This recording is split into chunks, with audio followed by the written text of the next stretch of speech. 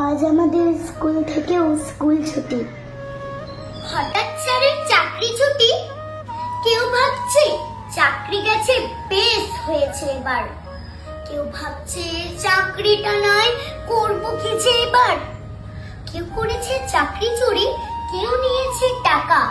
একবারও কি ভেবে দেখেছে শিক্ষক নেই স্কুলগুলোতে, তাই সব স্কুল ফাঁকা?